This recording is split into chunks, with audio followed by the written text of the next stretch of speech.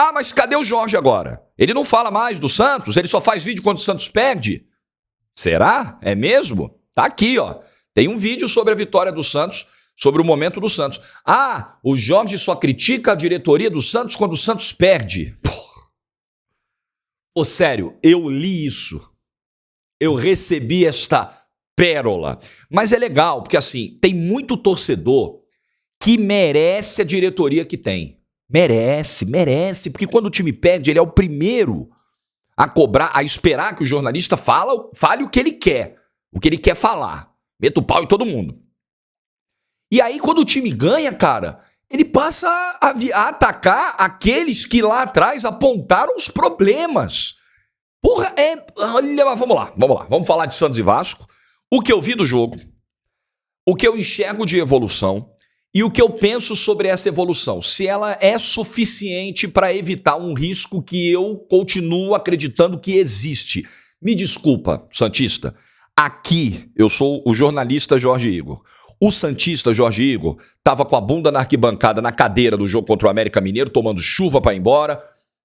Vai estar sábado no Clássico, à noite, voltando para casa meia-noite, 1h da manhã. Esse é o santista, esse é o cara que vai lá. Aqui, não necessariamente. Então, eu preciso entender se essa melhora já foi suficiente, porque o risco continua. O risco de cair, para mim, não passou. Não são 4, 5 rodadas num campeonato que termina em novembro, dezembro, nós estamos em maio, não é isso que já vai me cravar qualquer coisa. Se caiu, se não caiu, se já escapou.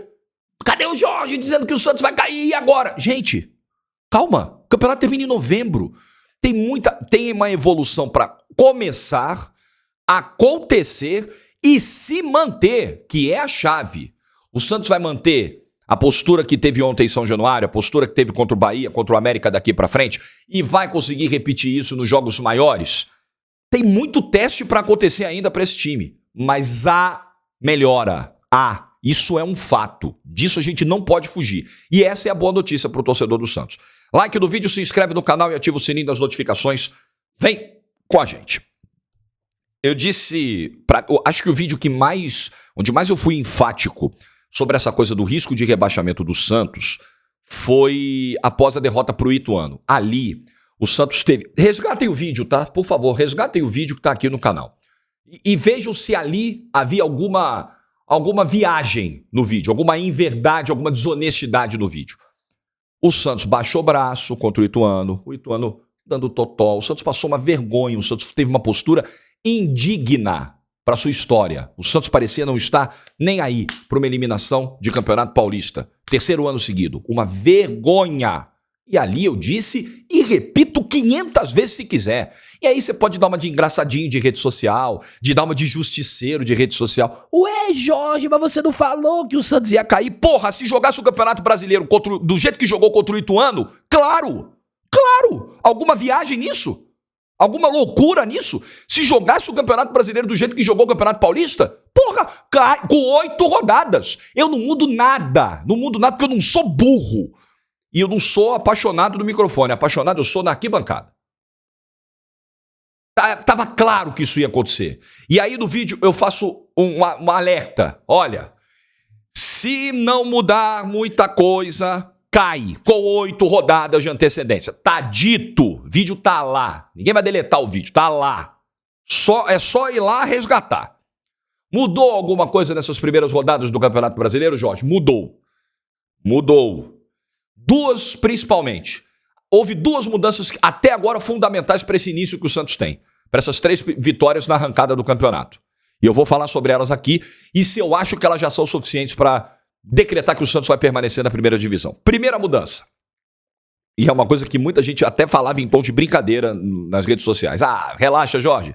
Vai chegar um garoto da base, vai salvar o Santos. E eu respondia, gente, não vamos ficar acreditando toda hora em milagre, gente. Não vamos ficar acreditando em ajuda divina toda hora, porque uma hora não acontece, né? É uma fonte de talentos, mas não é inesgotável. Cara, o que o David Washington tá fazendo é muito animador. Eu não posso garantir, nem ele, nem você, nem ninguém, que o David Washington vai dar sozinho, sei lá, 20 pontos pro Santos no Campeonato Brasileiro, com um monte de gol decisivo e vai livrar o Santos da queda. Não dá pra afirmar isso ainda. É um garoto. Mas é um garoto que mostra talento, potencial, frieza, que é algo indispensável para alguém que joga na faixa de campo onde ele joga, que tem as atribuições em campo que ele tem. O gol que ele fez ontem foi maravilhoso. Porra, só vai entrar se eu mandar na bochecha da rede, tranquilo, é ali que eu vou mandar. Gol de talento, gol de classe, numa baita jogada, né? Nas costas do Pumita Rodrigues, onde o Santos percebeu que tinha um espaço com o Lucas Braga, com o Lucas Lima, numa movimentação muito inteligente, um baita gol do Santos.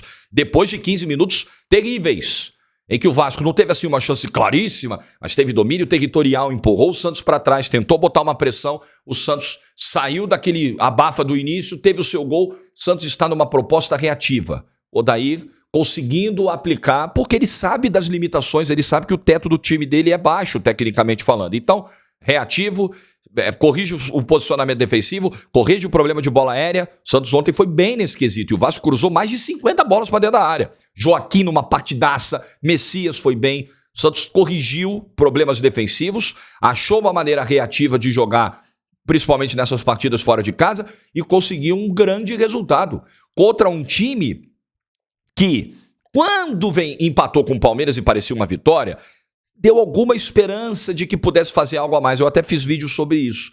Mas os resultados recentes meio que colocaram o Vasco, talvez, numa faixa mais realista de tabela. E talvez seja mais ou menos a briga que ele vai ter com o Santos, no meio de tabela, brigando para não cair lá para a parte de baixo da tabela. Então essa vitória é muito importante, como foram as vitórias contra Bahia e América. O Santos ganhou confrontos diretos, fundamentais. Agora, precisa ver se isso vai ser suficiente para ganhar os confrontos maiores, que virão, e já tem mais um no sábado, muito grande e muito complicado.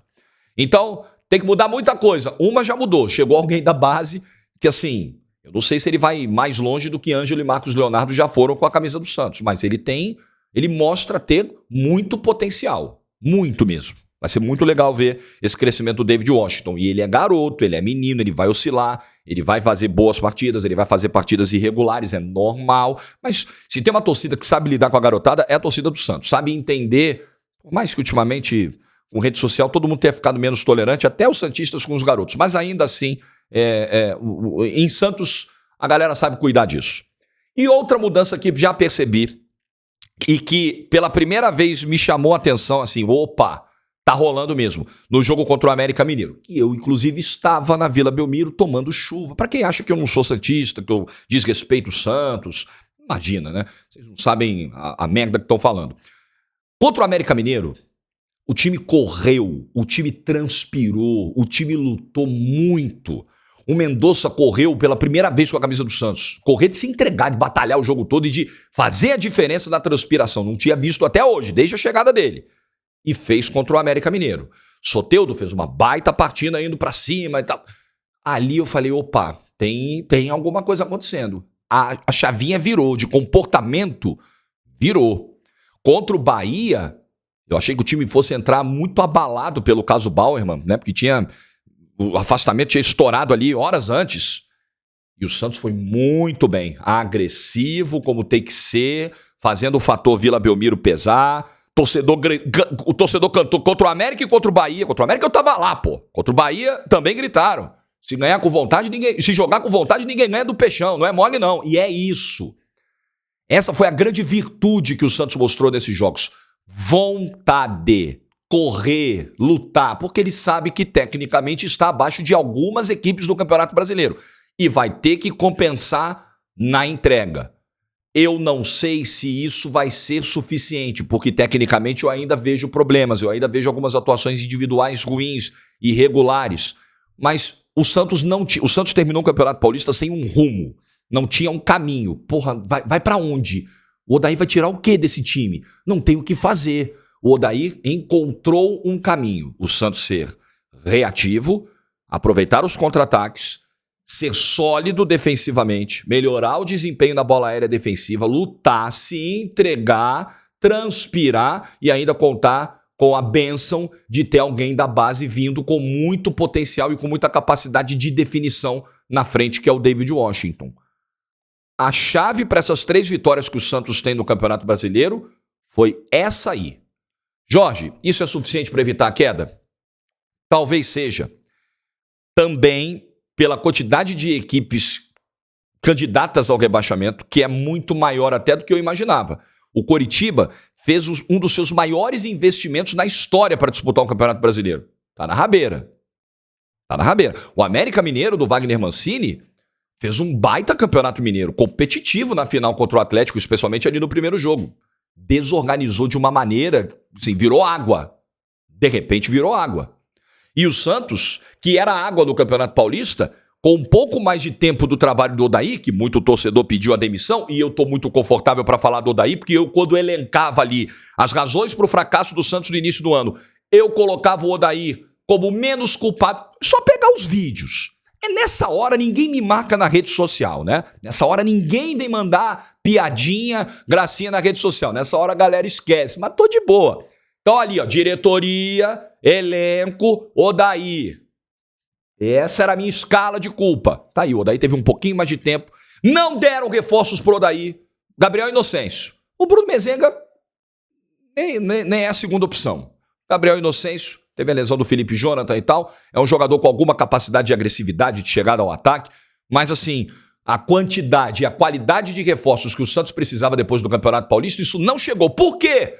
Tá aí, porque a diretoria do Santos é incompetente, porque o presidente do Santos é um horror. O presidente do Santos, quando terminar o mandato, não deveria nunca mais passar perto da administração do Santos, porque o Paulo Roberto Falcão, como gestor de futebol, é uma piada. É uma piada. E não é porque o Santos ganhou que eu vou ter que escutar a gracinha de torcedor dizer, ué, agora você não critica mais? Porra, pelo amor de Deus, isso é de uma desonestidade comigo, de uma sacanagem comigo, mas beleza, torcedor quer ser babaca, tá tudo bem, tá no direito dele, mas vai ouvir resposta, vai tomar de volta, não tem essa, e se quiser, quando a gente se encontrar sábado na Vila Belmiro, vir trombar comigo, trocar uma ideia, nós vamos trocar, na boa, agora, não vem de desonestidade.